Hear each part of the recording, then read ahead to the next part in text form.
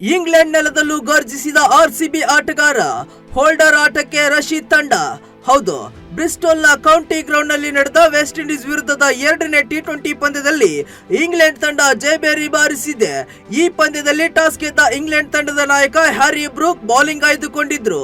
ಅದರಂತೆ ಮೊದಲು ಬ್ಯಾಟ್ ಮಾಡಿದ ವಿಂಡೀಸ್ ತಂಡ ಉತ್ತಮ ಆರಂಭ ಪಡೆಯಲಿಲ್ಲ. ಆರಂಭಿಕ ದಾಂಡಿಗ ಎವಿನ್ ಲೂಯಿಸ್ 0 ಸುತ್ತಿ ವಿಕೆಟ್ ಒಪ್ಪಿಸಿದ್ರು.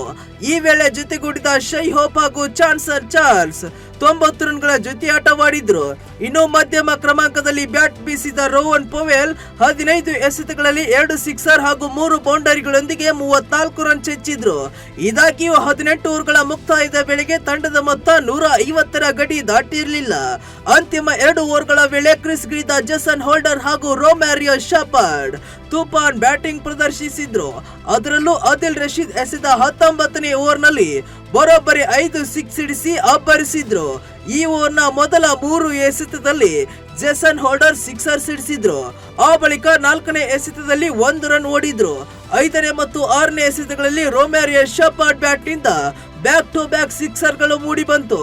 ಈ ಮೂಲಕ ಆದಿಲ್ ರಶೀದ್ ಅವರ ಒಂದೇ ಓವರ್ನಲ್ಲಿ ಹೋಲ್ಡರ್ ಶೆಪರ್ಡ್ ಜೋಡಿ 31 ರನ್ ಕಲೆ ಹಾಕಿತು.